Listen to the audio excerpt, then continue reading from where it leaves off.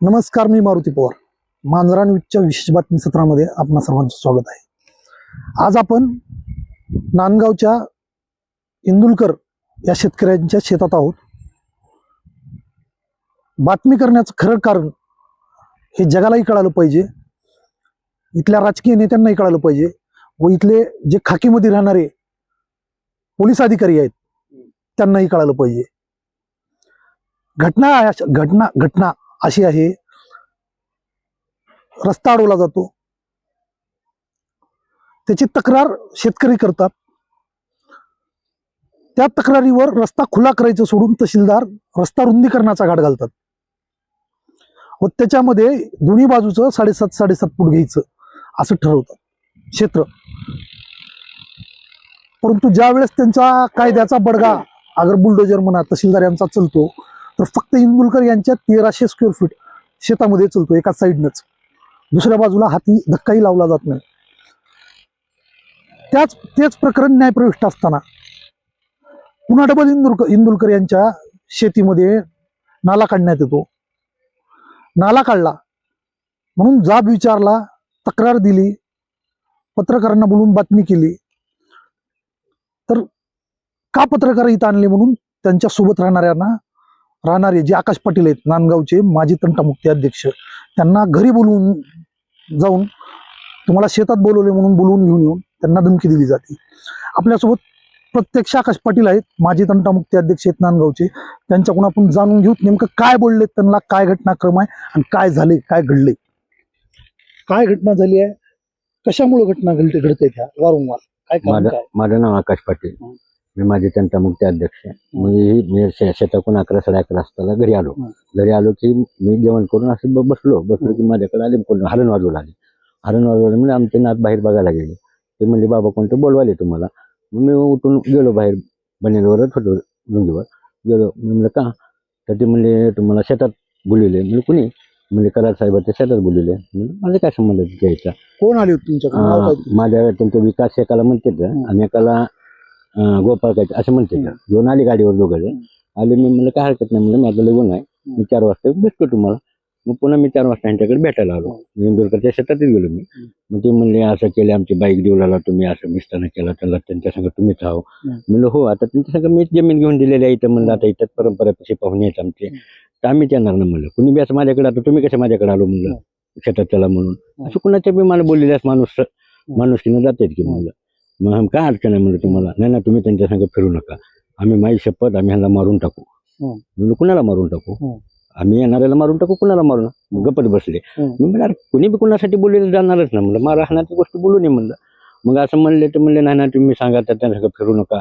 त्याच्या म्हणजे फिरायचं काय, साधा नातेगाव त्यातले फिरणार येणारच ना. म्हणलं कुणी कुणाकडे येतेच की. म्हणलं मी येऊन तुम्हाला भांडायला लावू का, मी तुमच्या संग चर्चा करायला काय करायला का. म्हणलं माझ्याकडे येतं, तुमचा संमत काय. नाही ना म्हणले ते आमच्या काय बाईकवर बोलायला म्हणले इंदुरकर त्यांच्या पाठीशी तुम्ही बरोबर. त्याने हाय ती ऍक्च्युली बोलायला पहिल्यापासून सांगायले. आपला ऑलरेडी पहिला रस्ता होता, तुम्हाला त्या विषयावर बी बोललो होतो. तुम्ही चालू रस्ते बंद केलो आणि पुन्हा तहसीलदारला ही धरून तुम्ही रस्ते वाढविलो.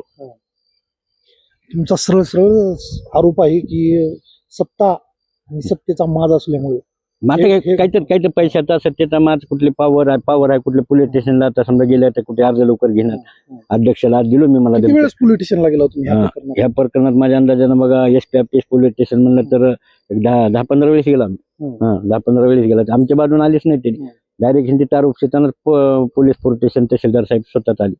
नाही तर आमच्या बाजूने कुणी चालणार. काय सध्या काय विचारपूस काही नाही, कारण की निरीक्षर सरकारी मोजणी करून ही कंपाऊंड मारली. आज काय केलं तुम्ही नेमकं? आज काय की नाही, ती धमकी दिली बा आपलं बी आता वय झालेला आहे, काय कोणाची आपल्याला तकलीफ नको, त्यांचं काय आहे. मी बी एक अध्यक्ष साहेबाला अर्ज दिलो. कुणाला?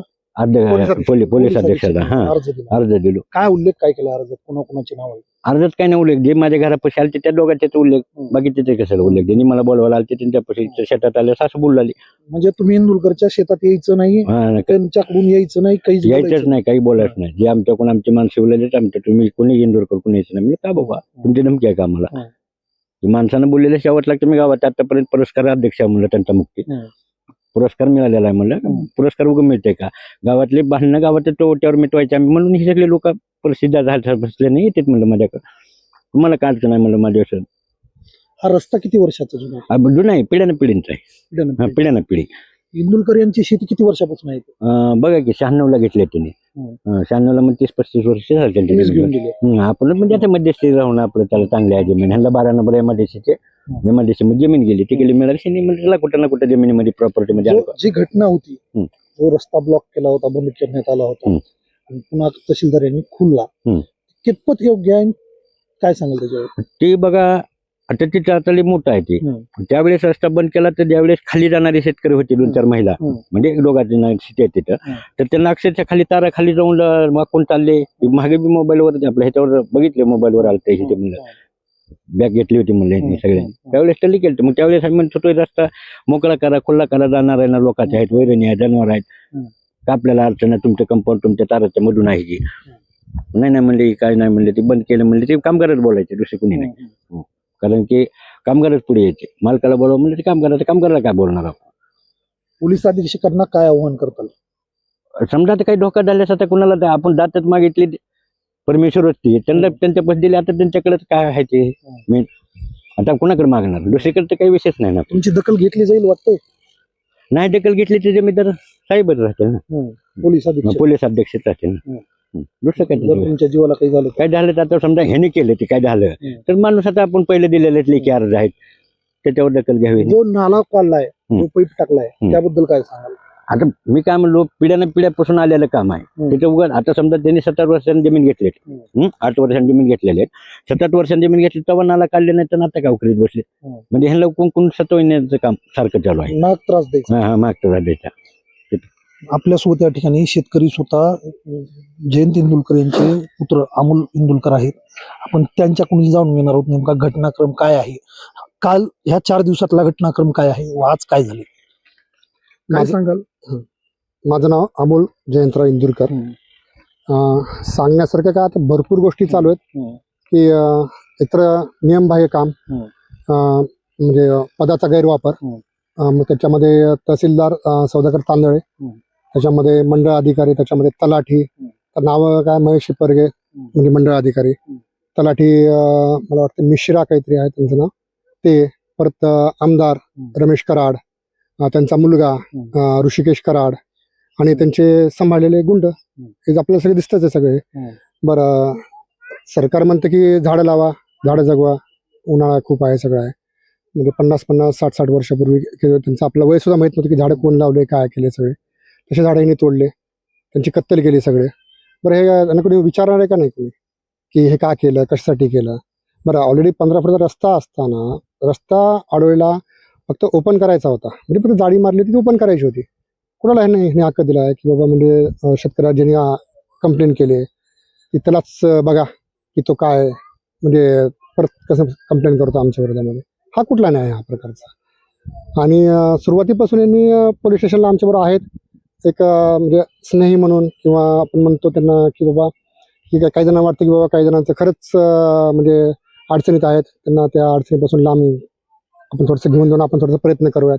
अशाच लोकांना आता ह्यांनी धमक्या द्यायला लागले तर म्हणजे उद्या सोडून खऱ्याच्या बाजूने कोणी थांबणारच नाही. सगळ्या धमक्या देऊन सगळं जे खोटं आहे त्यांच्या बाजूने सगळ्या गोष्टी चालतील.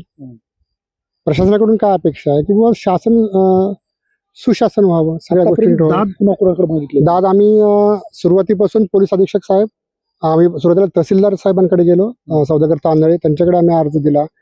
आम्ही नंतर आपले जे लातूर शहराचे जे आमदार साहेब आहेत अमित भैया देशमुख, त्यांच्याकडे पण आम्ही अर्ज दिलेला. त्यांनी तर लगेच फोन करून त्यांच्या पीएने सांगितलं होतं सौदागर तांदळेंना की बाबा, तहसीलदारांना की बाबा असा असा रस्ता अडवलेला आहे. तर त्यावेळेस सौदागर तांदळेंचं म्हणणं आलं होतं की मी मुंबईला आहे, मीटिंगमध्ये आहे, मी बघतो. मग आम्ही ज्यावेळेस 13 जानेवारीला कलेक्टर ऑफिसला गेलो होतो. मला वाटतं वर्षा ठाकूर घुगे मॅडम होत्या त्या, त्यांच्याकडे आम्ही अर्ज दिला. त्यावेळेस तिथे मीटिंग होती काहीतरी, मला वाटतं DPDCची काहीतरी मीटिंग होती. त्यावेळेस त्या मीटिंगला सौदागर तांदळे उपस्थित होते. सौदागर तांदळे समोर मॅडमनी सांगितलं की त्यांचा पटकन प्रॉब्लेम सॉल्व्ह करा. हो मी पटकन लगेच सॉल्व्ह करतो, मी मुंबईला असल्यामुळे मी काही तुमचं सॉल्व्ह करू शकतो. लगेच उद्या आलो, लगेच JCB घेऊन सॉल्व्ह करतो. अरे म्हणजे JCB तर प्रत्येक वेळेस इथं आलं की सुरुवातीपासून JCBच घेऊन, मी म्हटलं तुम्ही JCB घेऊन काय करायचं? ती फक्त लावलेली तार तुम्हाला फक्त उघडी करायची आहे, आणि प्रत्येक वेळेस आलं की एकच, आम्ही JCB घेऊन सगळं, तुम्हाला किती फुटाचा रस्ता पाहिजे? 100 फुटाचा पाहिजे का 200 फुटाचा पाहिजे? तुम्ही फक्त मागा, मी तुम्हाला रस्ता काढतो. म्हणजे एक सायको प्रकारचा माणूस आपला कसा असतो तो त्यावेळेस आम्हाला असं जाणवत होतं आम्हाला अक्षर की हा माणूस काहीतरी गोंधळ घालणार बोलायला त्यांच्यासमोर गेलं की ए तू तिकडे 10 फूट लांब थांब तिकडे हे कर हा असं त्यांनी प्रकार चालू केला त्याच्यामध्ये म्हणजे अशा प्रकारची यांची वागण्याची मनस्थिती आणि हे पण आता आज तिथे ह्या ठिकाणी स्टे असून सुद्धा ह्या ठिकाणी काही इथं काही कुठलं कृत्य करायचं नाही गैरकृत्य करायचं नाही असं ह्यांच्या नावाने आहेत त्याच्यामध्ये तहसीलदार साहेब आहेत त्याच्यामध्ये तलाठी साहेब आहेत मंडळ अधिकारी आहेत किंवा आणखीन कराड हे आहेत त्यांच्या नावाने तरी सुद्धा हे ह्या गोष्टी करतात तुमचं प्रकरण न्यायप्रविष्ट आहे कोर्टामध्ये दाखल आहे प्रकरण दाखल असताना वारंवार तुमच्या शेतात छेडखानी होते नाला काढला जातो तुम्हाला नाहक त्रास दिला जातो त्याबद्दल काय असं तर हेच सांगतो ना की एवढ्या सगळ्या गोष्टी करून त्यांना कुठल्याच गोष्टी काय वाटत नाही त्यांना प्रशासनाची भीती वाटत नाही किंवा काहीच वाटत नाही त्यांना न्यायव्यवस्थेत सुद्धा विश्वास नाही मला वाटतं त्यांना संविधानावर तरी विश्वास आहे का नाही असा मला प्रश्न पडतो त्यांना कारण ते ह्या सगळ्या गोष्टी अशा करतात त्यांचे माणसं जर तुम्ही बघितलं तर आता नवीनच त्यांनी चालू केले तरी घोडे काढून ते घोड्यावर रपेट मारायला 2 माणसं त्यांचे बुलेटवर असतात आता इथे आमच्या गड्यांचे लहान मुलं आहेत सगळे आहेत इथे शेताच्या रस्त्याकडे तिकडे फिरतात काय करायचं ते घोड्या टाफे आल्यानंतर हा काय प्रकार आहे मोठं काहीतरी हे असं करायचं दाबात बोलायचं तुम्हाला धमक्या देण्यात आल्यात का? धमक्या दिल्यात आम्ही प्रत्येक वेळेस आम्ही अर्ज दिलेला पोलीस स्टेशनला अर्ज दिलाय तसे आमचे किती वेळेस मारहाण झाली आहे तुमच्यासोबत माझ्या वेळेस तर अक्षरशः पोलीस स्टेशन म्हणजे सॉरी पोलीस स्टेशन नाही इथे 29 मार्चला ज्यावेळेस माझे कंपाऊंड तोडताना